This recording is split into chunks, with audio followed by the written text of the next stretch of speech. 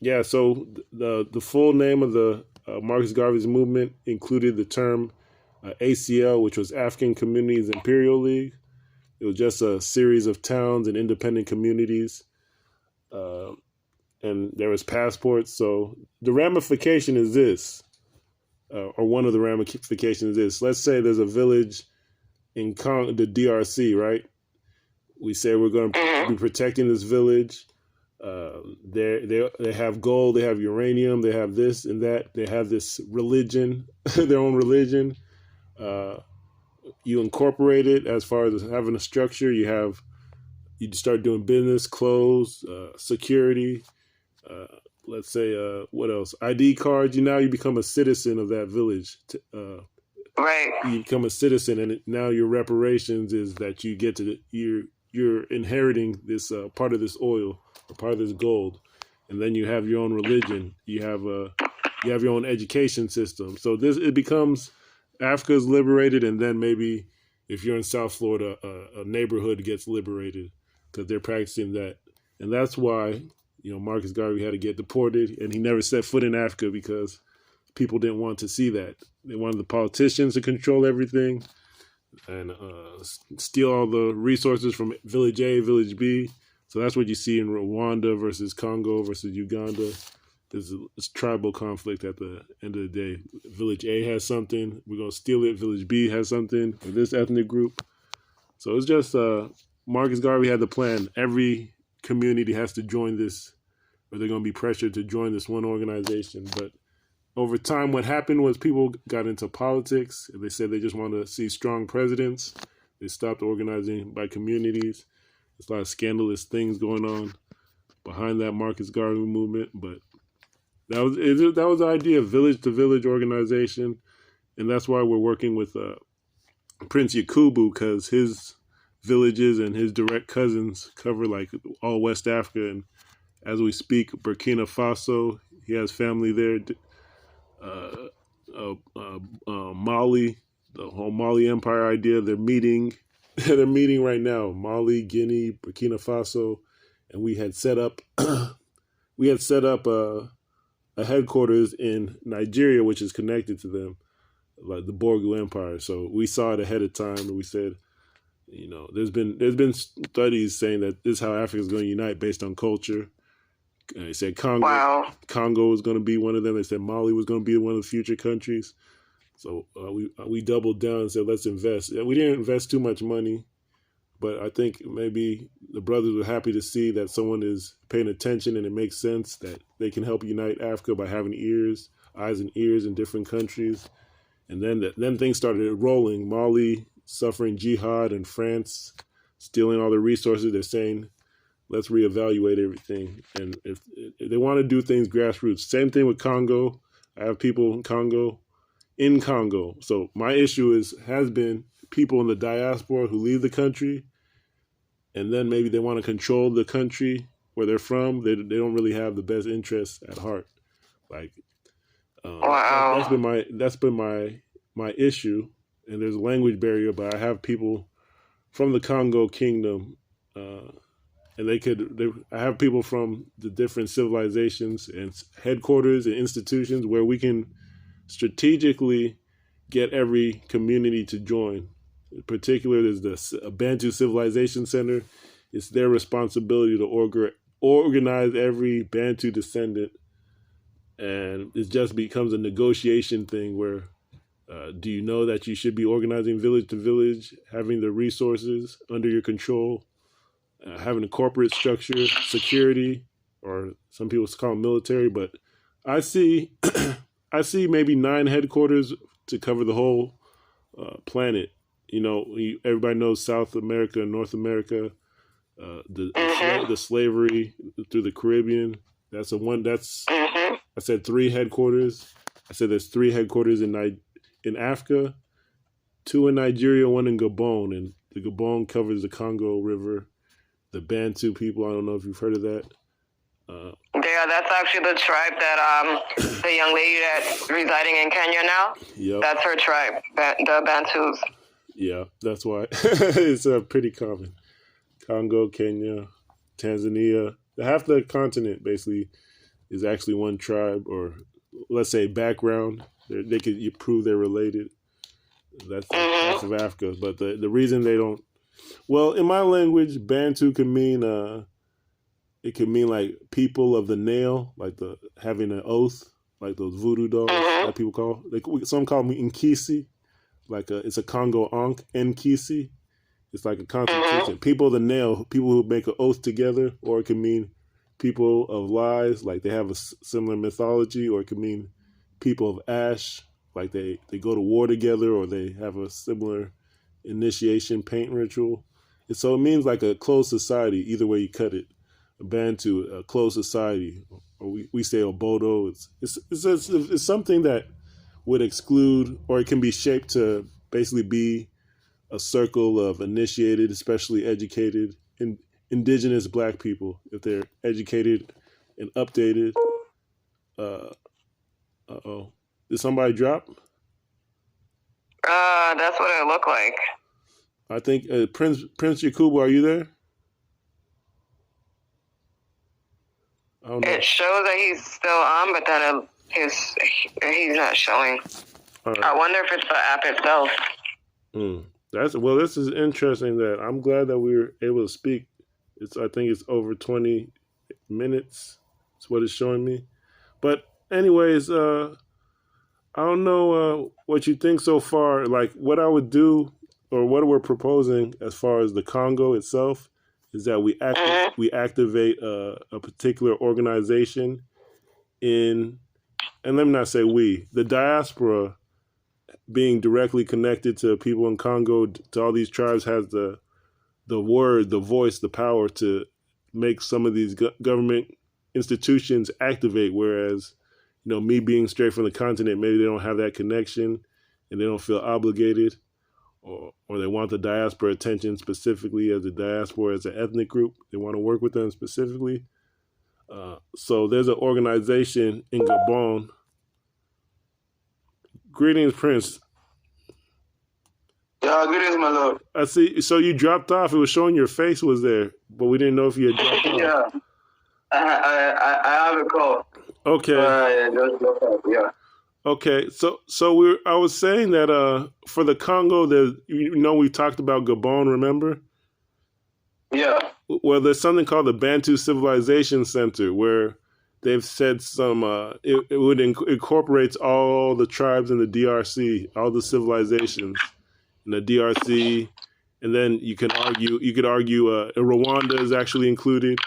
And Rwanda is interesting because it used to be a kingdom of 3 ethnic groups. So it used to be 3 ethnic groups, and then they started fighting when the democracy and the presidency idea came about. So that's presidency and religion created the divide, or the viciousness.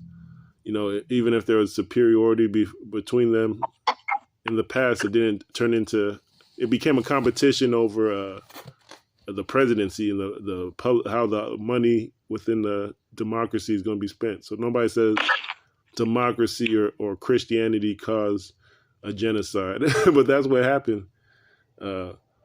Now we can, through this Bantu Civilization Center, and especially if the diaspora is lighting the fire and instructing these people, and it becomes a you're with us or against us type situation, then Rwanda would come to the table. Then Uganda, kingdoms and communities would come to the table and say, let's really organize. Because the diaspora in itself potentially is a superpower, so they have the ears of people. It's just about how can we organize to hold the attention? And because there's so many different tribes, the diaspora could easily get confused. Even people in Africa could get confused. So we said, let's go through Gabon, where they have a center in place that incorporates countries, DRC, Rwanda, having to come to the table. There's even an economic zone based in Gabon, the Central African states, Burundi there, I think Zambia, which connects into Zimbabwe and the issues they're having, Mozambique, South Africa. These regions have been pushing for ethnic, cultural, tribal unity. But these regions are also basically, let's say, let's say they're invaded by non-black people. Let's just put it that way. Because the Berlin Conference is still in effect. People haven't come together and said we're loyal to black indigenous people, and this is how we're going to protect ourselves and be treated as equals. People are just coming in. Genocides are happening, and nobody actually cares, despite what they say. They're not ready to organize on the level we're talking about. But yeah, basically in Africa, let me just put it like this: there's 3 headquarters overall, and we can definitely reach the Congo through Gabon and the Bantu civilizations. It's just a matter of pressure, and I don't want to say they're corrupt, but it's a big contradiction that they call it a Bantu Civilization Center, and you have people. You don't have the chiefs running it or being held accountable. You have people who went to Western University, got degrees and this and that, and they're supposed to be the civilization's center leaders. So the organization basically is kind of corrupt, but we can rejuvenate it. So we have people in place. We would take the diaspora maybe, or a media blast to activate it. But that's our plan. I don't know if you have questions. Okay, so it's there. So it's saying that it needs to be reactivated. Wait, there's an echo. What? Yeah, that's what I noticed. Prince, is that your speaker? Uh-oh. Prince Yakubu? Yes, my lord. I don't know. There's an echo. Yeah. I have a network issues here. I think so. Okay. Okay. So Can you hear me now? yeah, I wanted to mention that agreement on the school fees. Yes, my lord. That's supposed to be next week, right? Yeah. Okay, I can help with that. Okay, my lord. And then the second week as well. And so I guess next Thursday. But I don't know. Yes, my lord. What about the Pan-African Daily TV interview? Okay, with that, I don't know, who do you have on board? As far as I think I have this bizarre concept on board now. Bisa, From Ghana. is it the chief or the association? Yeah, the association. Okay, well, Yeah. and there's also Captain Zinzere. He told me he's going to be visiting Equatorial Guinea. He's gone to Gabon. He might be visiting Europe, so he might be someone that needs to be contacted. And maybe we can revisit West Papua and just carry them along. Okay. So if Pan-African Daily TV... I just hope it's not going to be a waste of time waiting for West Papua again. Yeah, I don't think it will be. Okay. Or I think over time, maybe Borgu, Bornu, West Papua can all learn the same system. I think maybe I was rushing it. And if they have a media outlet that they can promote their interests and dialogue and debate, but I think they should just be carried along at this point. So on my map, I see Borgu, Bornu, Papua, and then we need Bornu on the Pan-African Daily TV too. Well, sometimes they're shy. The ones I met. Maybe they want to see things move first, or they have issues. Who's going to be the leader? Because I seen they organized something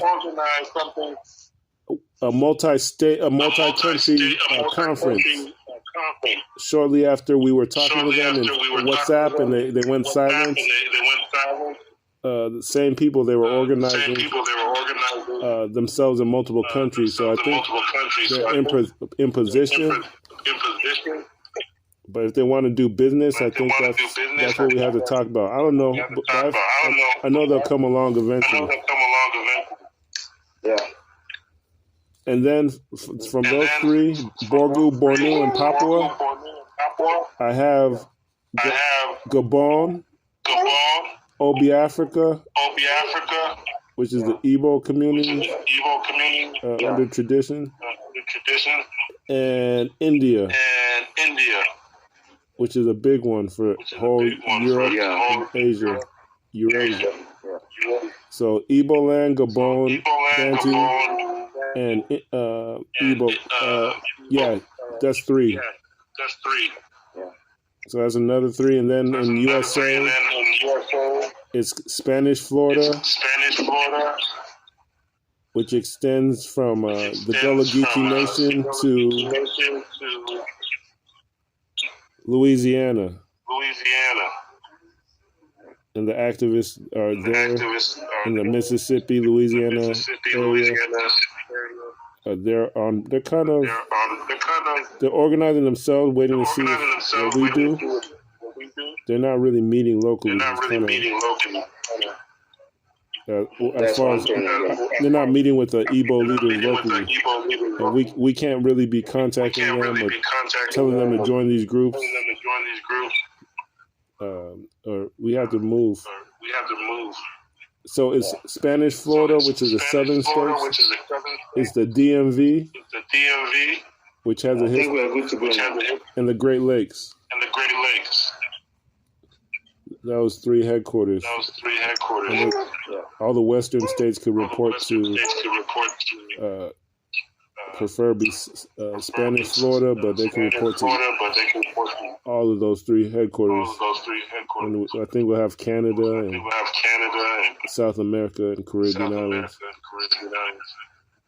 But that's Sister Vicky. Would you want to say anything?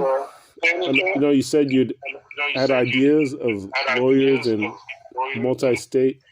Yeah, so there's the one lawyer that when we get off the phone, I'm going to contact him to see how everything is going and if he has any new information about what's taking place in the Congo. Mm-hmm. Just a few days ago, I had asked him if he wanted us to start a group with, I think there's maybe the young lady from Kenya himself and perhaps like two other people that I know specifically are from the Congo directly, although they may live in different parts of Africa. So when I get off the phone, I'm going to get with them because I had a discussion even before I went on Clubhouse today, not even knowing that you and I was going to have this discussion of the young lady saying that we needed to start talking with ones that are passionate about what's happening in the Congo, and let's put our heads together to see what we can start doing to assist. And of course, one of the things is education and economics. So I'm glad that you kind of spoke about some of the things that you spoke on, because that's very important. If the people aren't educated, then it's very hard for them to be able to do things to help themselves and like stick with it and understand who they are, where they're headed, and what needs to be done instead of just fighting. You know, it's one thing to fight, but then not among each other. You know, you're supposed to stick together and try to make things happen to be able to move forward. So those are some of the things that her and I were going to kind of get together to start formulating. And as soon as we start gathering more ideas, I'll definitely let you guys know. And then one of the other things too was, to help encourage a lot of the young people to start getting involved in understanding all the laws within the Congo itself, from the very beginning when they weren't free anymore to what happened in between and what's happening now, and to educate themselves to have degrees that understand the law internationally, so that they can be going to the Congo to help. Because if you look at South Africa with Malema, that's one of the ways that he's been able to just go into the parliament and do a lot of, although I don't like to see the fighting and everything, but they're able to speak with such a way that those people literally can't really touch them. You see what I'm saying? And it's because they know the law back and forth and they cannot be touched.